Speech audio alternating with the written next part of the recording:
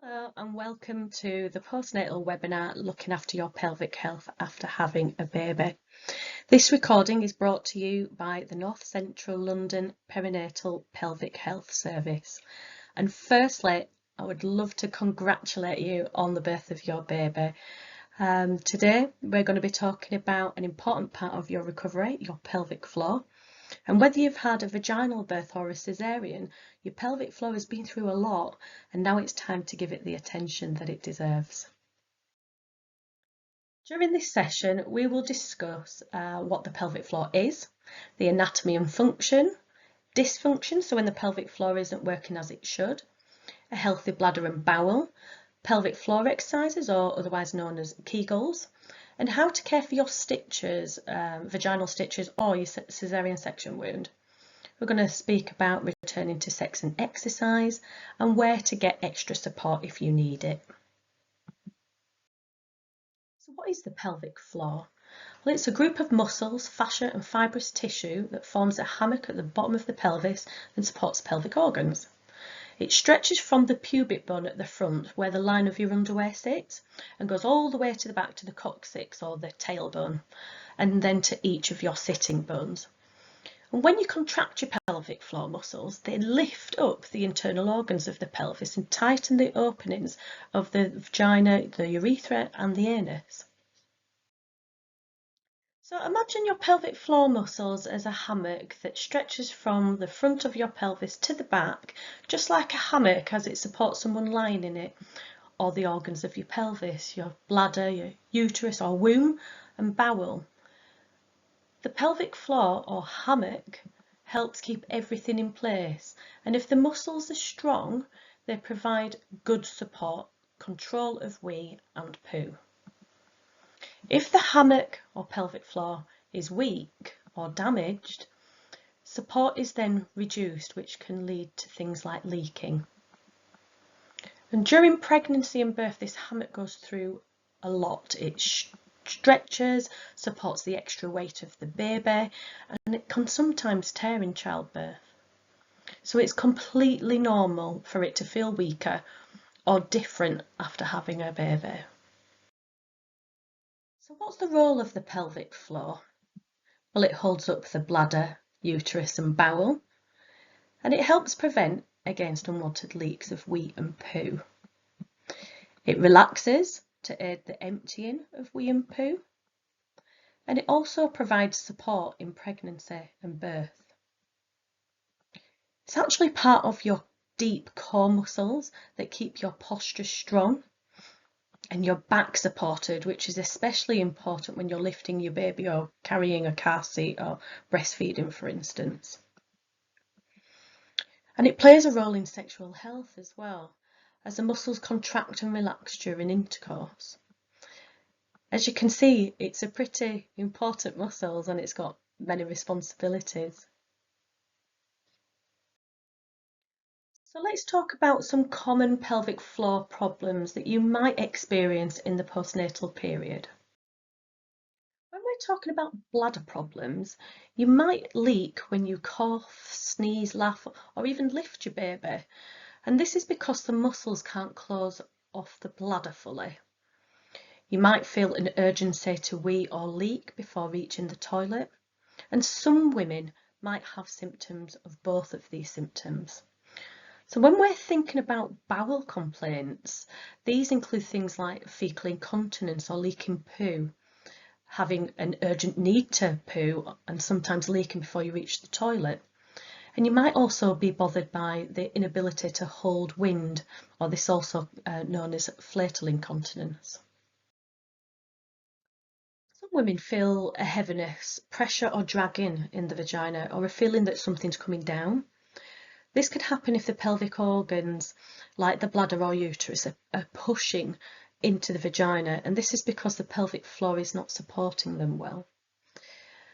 You may feel reduced sensation or pain during sex, or discomfort or tightness. And the pelvic floor muscles can be overworked or in spasm.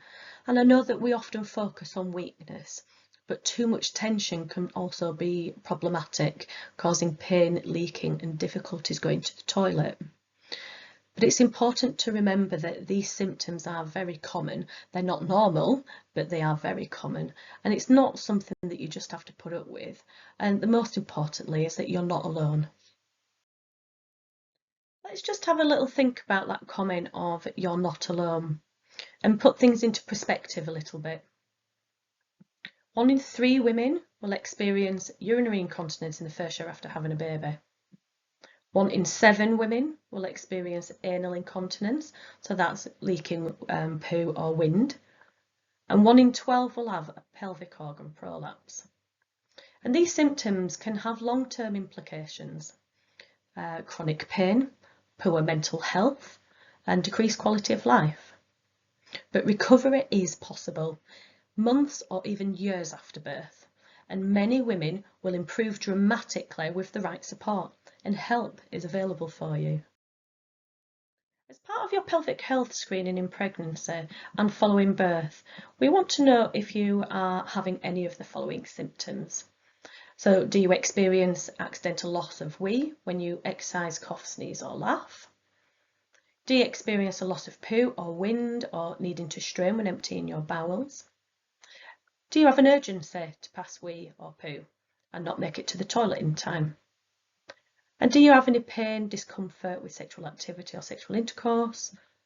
And do you have any feelings of heaviness or bulging in the vagina? If you've said yes to any of these questions, we really want to see you and recommend that you come to one of our clinics. I'll share this referral link at the end of the webinar. If you currently don't have symptoms, it's important to understand that you might have risk factors for developing symptoms during your life.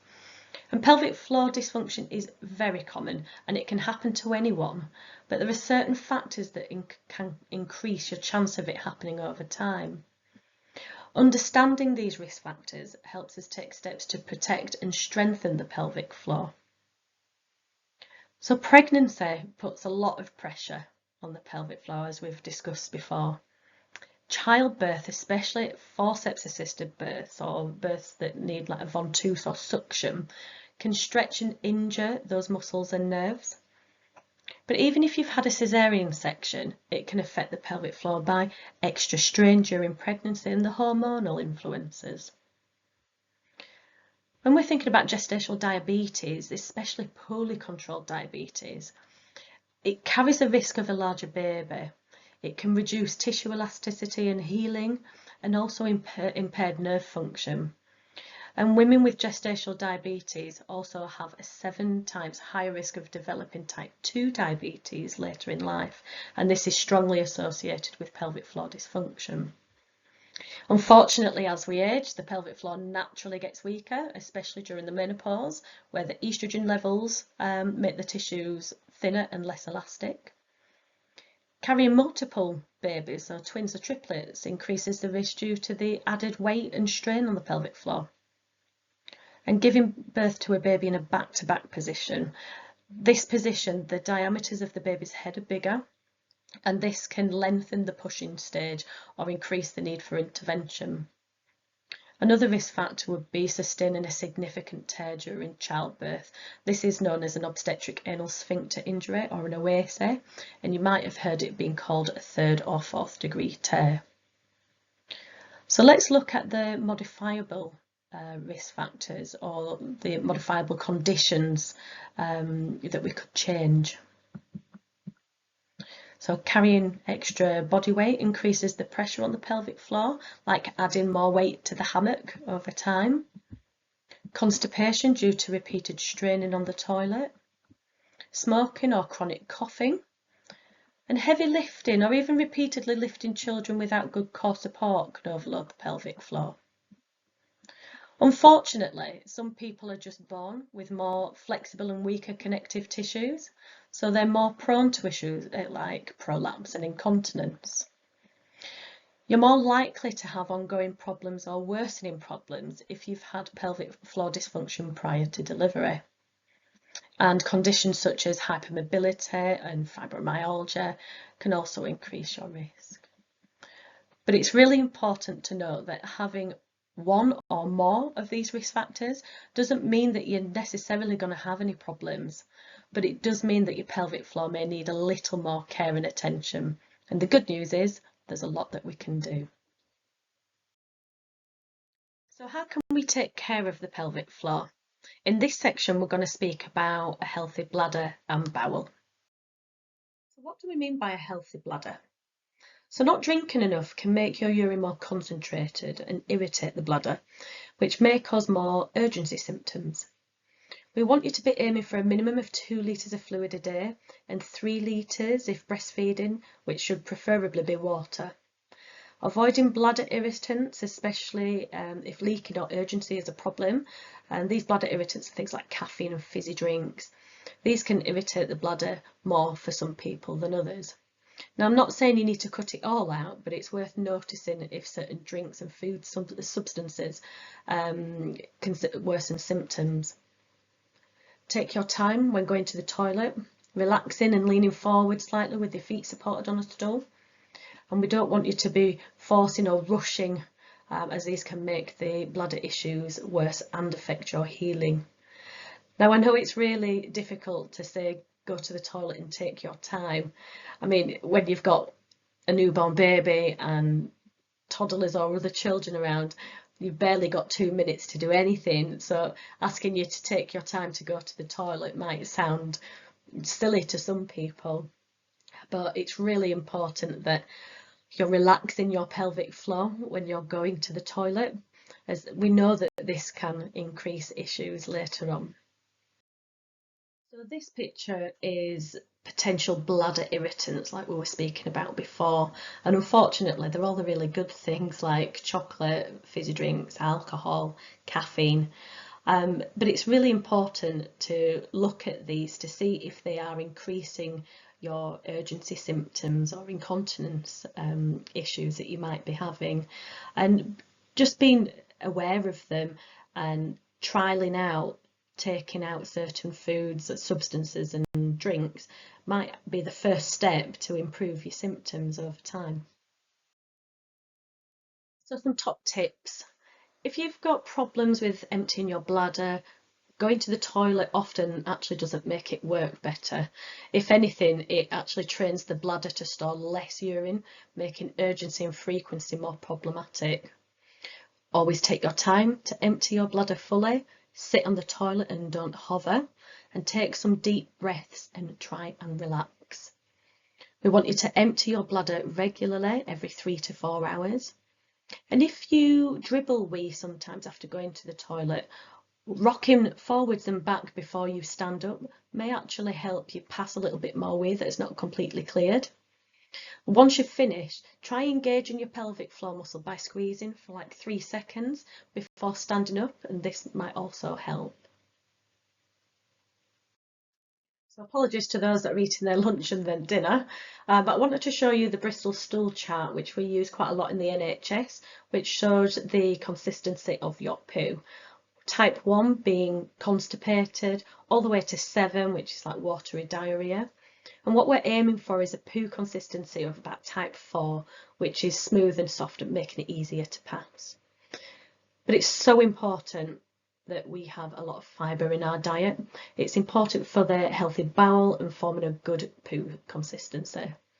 So if your poo's hard or dry and difficult to pass, eating foods such as kiwis, pears, plums, lots of green vegetables may be helpful. If your stools are loose, then foods such as whole grains and linseed, flaxseed, that type of thing, or a psyllium husk supplement can help by adding bulk to the stool. But fibre needs fluid to be effective regardless of what your poo type is. So we need to make sure that we're drinking plenty, ideally water, to help with our stool consistency to prevent constipation. If constipation is an ongoing issue and making the dietary changes and increased fluid intake is not being helpful, then laxatives such as lactulose, Movicol, and you can buy these over the counter at the pharmacy, and they can be really helpful. So some top tips for emptying your bowel. We want you to empty your bowel as soon as you feel the urge and try not to rush. We don't want you to strain. Sit fully on the toilet, so not hovering. Have your feet apart, raised on a stool or support, with your arms resting comfortably on your legs, keeping your tummy relaxed, and try not to tighten your abdominal muscles. Avoid breath holding and try to have a relaxed breathing pattern. What this does is relaxes the pelvic floor and it makes it easier to actually empty your bowel properly. So let's talk about pelvic floor exercises now. So let's try these pelvic floors. Firstly, get comfortable. Lying down might be easy for you to begin with, and then you can progress to a sitting position, standing, and then functional movements like squatting. So let's try and recognise the muscle we want to exercise. It's a small muscle, so it can sometimes be difficult to know if we're contracting it correctly. So start by squeezing around the back passage. Either imagine you're winking your anus or like you're stopping yourself from passing wind. Then I want you to squeeze forwards and upwards like you're stopping the flow of wee. So squeezing from back, middle and front, zipping up to the pubic bone, and then I want you to fully relax. So now that you've got the hang of that, let's squeeze again from the back, the middle and the front, and now try lift the muscle up towards your belly button like you're trying to hold something in the vagina, and I want you to hold that for as long as you can. Remember, try not to hold your breath, don't pull up your shoulders or squeeze your bottom cheeks together, and then relax and repeat. Don't worry if you're not able to do the contraction for long, this will get easier. So if you can hold for like 3 to 5 seconds, then that's great. And in time, your pelvic floor will become stronger and you'll be able to hold for longer. So to start with, repeat this 5 times, 3 times a day, aiming for 3 sets of 8 to 10 squeezes, holding for up to 10 seconds. But don't overdo it, start slowly and build gradually. So we're going to practice that again. And like I said before, don't worry if you're not able to hold the contraction for long, as this will get easier. So shall we repeat the squeeze again? If you're doing this in a seated position, you might actually feel your pelvic floor lift from off the seat. So if you're doing it in a seated position, have your feet flat on the floor, relax first, and then I want you to squeeze from the back passage, from the middle to the front, and then lift up to your belly, and then hold for as long as you can. Don't worry, again, if you can't hold it for long, try 3 to 5 seconds, and in time your pelvic floor will get stronger. So to start, repeat this until your muscles tire. So if this happens at 5 repetitions, then repeat that 5 times, holding for 5 seconds, and repeat and do that 3 times a day. You're aiming for 3 sets, so morning, afternoon and evening, of 8 to 10 squeezes, holding for 10 seconds. But like I said before, don't overdo it and start slow and build gradually. So now that you've learnt the basic pelvic floor squeeze, let's try the short squeeze or a quick contraction. Short squeezes are quick, strong contractions of your pelvic floor muscles, and they act like a fast switch on, switch off action. So instead of holding the squeeze for a few seconds, you're going to squeeze and release right away. Again, remember to breathe. Don't clench your bum, your legs, your tummy, and pull your shoulders up. And we want you to repeat 3 times per day, aiming for 10 contractions. So if we practice that, I want you to squeeze from the back, the middle, the front, lift, and then let go and relax. And then you repeat. Like I mentioned previously, it's easier to start in a lying position to begin with, moving on to a sitting, then standing, as gravity will make that exercise more demanding. Once you've mastered this, you can move on to more functional movements such as squatting and wide leg squats and lunges. This is particularly important if you're leaking when picking up your baby or exercising. Now let's talk about something called the knack. Now this is a simple but powerful pelvic floor technique that you can use to prevent sudden leaks, especially when you're coughing, sneezing, laugh or even lifting something heavy. So just before you cough, sneeze, laugh or lift something, I want you to quickly squeeze and lift your pelvic floor like we did before. Hold the squeeze throughout whatever's happening, whether it's a cough or a sneeze, and then relax. Shall we practice that together with a pretend cough? You ready? So I want you to squeeze and lift now, cough, and then release. And that's it, you just did the knack. Okay, so now we're going to go on to wound care. If you've had stitches after a vaginal birth, it's important that you care for your stitches well to prevent infection and to help the wound heal better. So showering every day with plain water and carefully patting yourself dry. Help keep the area dry by wearing breathable materials such as cotton, disposable briefs and loose clothing. Change your sanitary pads frequently, ensuring that you're washing your hands before changing your pads and before and after going to the toilet, and this will help reduce the risk of you developing an infection in your stitches. Pouring water over the area each time you have a wee can help prevent against stinging and keeps the area clean.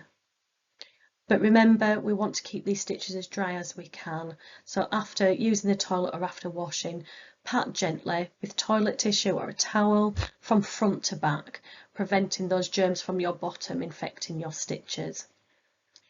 Using an ice pack to help with swelling or pain. Now these don't have to be fancy. Try soaking a sanitary pad with water and then popping it in the freezer. But remember not to put the frozen sanitary pad directly onto your skin. Try using something like a muslin cloth or a pair of knickers or kitchen roll. Regular pain relief such as paracetamol and ibuprofen. And most importantly, you need to rest. Avoid standing for long periods of time. Try using a cushion or lying on your side so you can get comfortable. And the biggest thing, and I know I keep going on about it, but keep hydrated and eat plenty of fibre to prevent against constipation. If you've had a caesarean section, the same rules apply for preventing wound infections.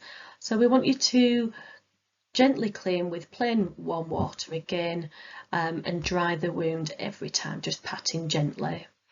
Again, wearing loose, comfortable clothes and cotton underwear, and try to get underwear that doesn't go on your scar itself. So you want the really big Bridget Jones knickers.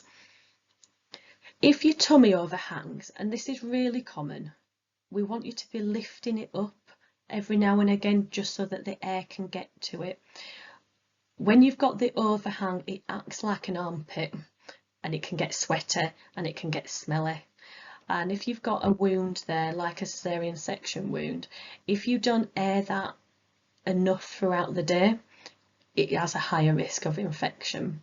So we want you to be cleaning that, patting it dry, and then lifting your tummy at intervals throughout the day just to keep the air getting to it. Some women will have a dressing on called a Pico dressing, and it's important that this works well. So women with certain risk factors will have this dressing on that stays on for 7 days. So the battery pack that's on there, it needs to be flashing green, and if the battery is flashing red, the dressings usually need to be replaced because it's like a suction device. And if you need help with any of that, then please contact your midwife. Taking regular painkillers is really, really important for women recovering from a caesarean section. And you would have been prescribed things like paracetamol, ibuprofen, or even something like codidromol. But it's really important to remember that codidromol has paracetamol within it. So if you're taking codidromol, you mustn't have paracetamol at the same time. And ultimately, we want you to be looking out for signs of infection, and we'll discuss that on the next slide. So I want to talk about signs of infection. And these can be things like a raised temperature above 38 degrees or more, bleeding that gets heavier than what it was, and you may have increased pain, bleeding that smells unusual for you, so it might smell foul, not very nice. You might have lumps or clots in the blood that's bigger than a 50p piece. The area around your stitches or caesarean section wound may become red, painful or swollen. You may have a discharge of pus or foul smelling liquid coming from the wound. If you're unable to wee, and if you have pain when weeing. So these symptoms may be a sign of an infection and it needs to be treated as soon as possible. So if you're able to get a GP appointment quickly, if you're over 6 weeks postnatal, then we'd recommend that you go to urgent care or call your 111 service. If you're below 6 weeks postnatal, you can see your local maternity day unit at the hospital where you delivered or wherever's closest to you. They're usually open from 8 until 10 p.m.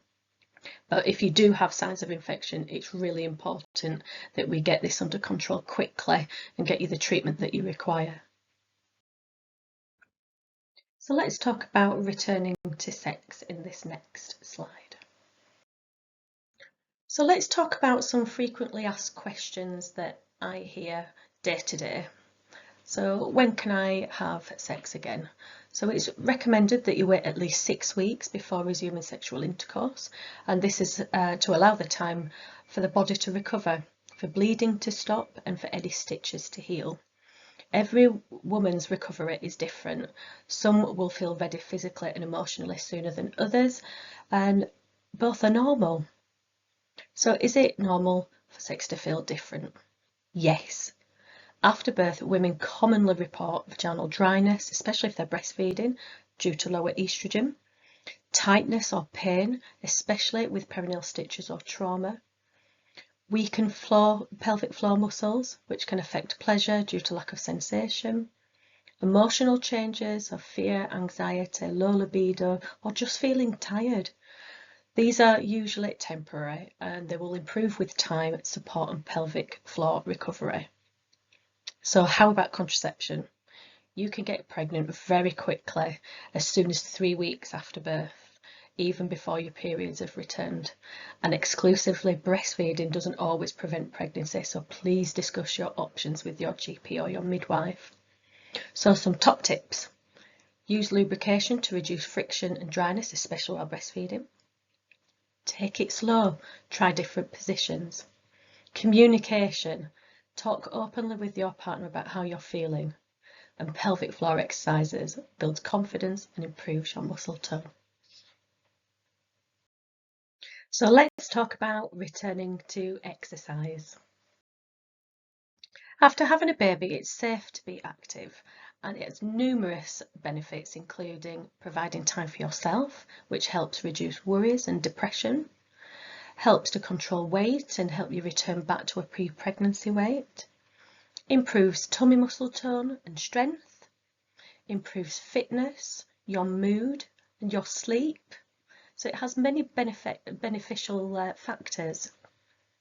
It is recommended that you aim for 150 minutes of moderate intensity exercise every week, which equates to 20 minutes a day. So this could be things like walking, cycling, climbing stairs, yoga, dancing or playing with your baby, or running around after all your toddlers. So build back up muscle strength activities twice weekly and start pelvic floor exercises as soon as you can and continue daily. But remember, listen to your body and start gradually. If you're keen to return to running or higher impact activities such as HIIT training or CrossFit, we recommend the following exercise progressions. For the first 3 months, please only do low impact exercises as this protects your pelvic floor and caesarean section whilst healing, reducing the risk of you developing any symptoms now or in the future. Immediately after birth, start doing daily pelvic floor exercises and basic core exercises along with regular walking. Then you can bring in some functional activities such as squats, lunges and bridges. By week 4, you could introduce a static bike or cross trainer. And by week 6, some light weights or resistance to your lower limb and core exercises. And around 8 to 12 weeks, you could introduce swimming and spinning. After 3 months, you can gradually introduce impact exercise and running, but only if you are symptom-free. If you have a pelvic floor symptom such as leaking of wee or difficulty controlling your poo or heaviness, dragging in the vagina, please don't return to anything high impact until you've been assessed by a pelvic health practitioner. Our referral form is at the end of this talk, and if you have any musculoskeletal symptoms such as back pain, pelvic pain or a gap in your abdominal muscles, please do not return to running or high impact exercises. Contact your GP and ask for a referral to see a musculoskeletal physiotherapist for assessment. If returning to running, you could consider the free NHS Couch to 5K programme, which is a gradual running programme building you up to 5K over 9 weeks, and you can download this on the App Store. On the next couple of slides, we'll go through where you can go for further support if you require it. There is lots of online resources available for you, such as on our Perinatal Pelvic Health website, the POGP website, which is all about women's health, and My Health London YouTube videos. All these are available on the next slide. You can also refer to us from 6 weeks after the birth of your baby, and the self-referral QR code is available for you to scan. And the midwife health visitor or GP if you've got any questions or you'd like a bit more information. The QR codes on this slide, the first one you can scan to come directly through to our webpage, and on there you'll find lots and lots of information about pelvic health and where to go if you require extra services. We've also got the self-referral form, which you can scan the next one down. MASIC, this is a charity that helps women with significant birth trauma. So those ladies that have had significant tears that go through to their bottom, otherwise known as 3rd and 4th degree tears. And these are really good support network for women. You can also download the Squeezy app, which is available on Android and iOS. And this is good for helping you remember to do your pelvic floor exercises. And it does all the counting for you. You can put your pelvic floor exercise regime into that. And it's a really good way of keeping on top of your pelvic floor exercises. Unfortunately, it does have a £2.99 cost associated with it, but it is a one-off cost. It's not a subscription service. And at the bottom, we've got the POGP information booklets, which go through lots of different aspects in relation to pelvic health, and the link to YouTube videos from My Health London. Thank you very much for listening. If you need to contact us for any extra advice or if you've got any questions, please feel free to email us on the link below. And we would really appreciate it if you could fill out the webinar feedback form. It just helps us improve the information that we share with you. Thanks again. Take care.